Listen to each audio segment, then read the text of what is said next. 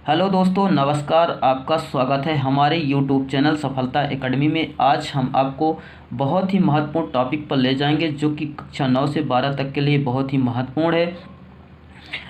MP board में हर बार परीक्षाएं में पूछी जाती है, जो कि ये प्रश्न लगातार कई साल से आ रहे हैं। और वह प्रश्न हैं दोस्तों, टॉपिक का नाम है आत्मकथा और जीवनी में अंतर। इसके पहले हमने और दो अंतर लिखा दिए हैं, जो कि अंतर महाकाव्य और खंडकाव्य में अंतर, नाटक और एकांकी में अंतर। जो इस वीडियो को नहीं देखे हैं तो प्ले स्टोर में जा कर के देखें, और कम से कम 3 मिनट का वीडियो है। इस वीडियो को अगर देख लेंगे तो आपको 4 से 5 नंबर, कितने 4 से 5 नंबर आपको प्राप्त हो जाएंगे, इसलिए वीडियो देखना ना भूलें। अब हम देखते हैं दोस्तों, आत्मकथा और जीवनी में अंतर। क्या होती है आत्मकथा और जीवनी? तो एक तरफ लिखते हैं दोस्तों आत्मकथा और दूसरी तरफ जीवनी।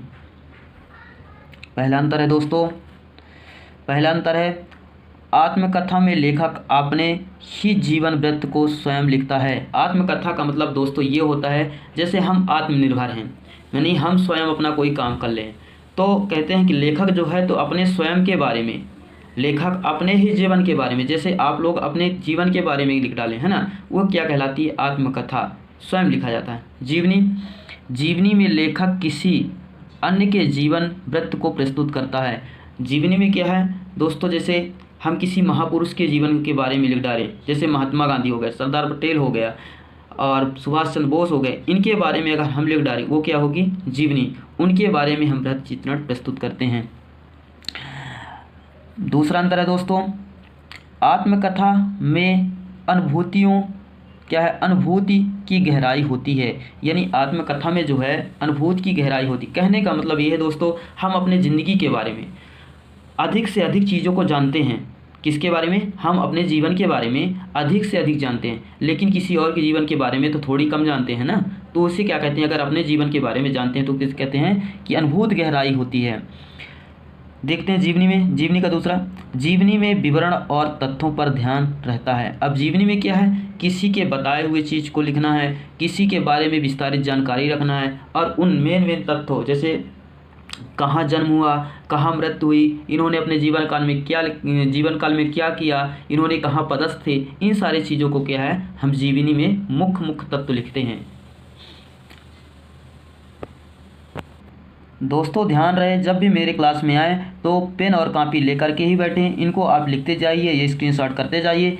अब तीसरी नंबर का देखते हैं कि तीसरा अंतर क्या है। आत्मकथा कथनात्मक शैली में लिखी जाती है। आत्मकथा जो है तो कथनात्मक शैली में लिखी जाती है ना, यानी हम उसे अच्छी तरह से जानते हैं और उसके बारे में अच्छे से विवरण करके लिखते हैं, कथा के रूप में लिख देते हैं, जैसे हम निबंध के रूप में लिख डालते हैं। जीवनी वर्णनात्मक शैली में लिखी जाती है। जीवनी कैसे लिखी जाती है? वर्णनात्मक शैली में लिखी जाती है। इसमें कथात्मक शैली में लिखी जाती है, इसे वर्णनात्मक शैली में लिखी जाती है। अगले कड़ी में दोस्तों चौथा नंबर, आत्मकथा कोई भी लिख सकता है। अब क्या है कि आत्मकथा जो है कोई भी लिख सकता है, यानी अपने जीवन के बारे में कोई भी व्यक्ति कहीं भी लिख सकता है। जीवनी प्रायः महापुरुषों की लिखी जाती है। जीवनी हमने पहले बता चुका कि महापुरुषों के बारे में लिखी जाती है। किसके बारे में?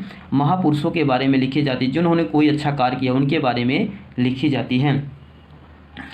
और पांचवा अंतर देखते हैं दोस्तों, देखते हैं उदाहरण। मेरी कहानी, इन्होंने क्या लिखा? मेरी कहानी जवाहरलाल नेहरू ने। ये क्या है?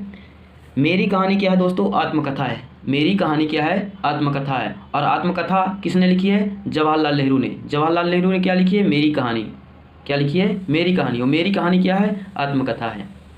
समझने की कोशिश करें कि जो है, अगर पूछता है कि मेरी कहानी किसकी लिखी हुई है? जवाहरलाल नेहरू ने।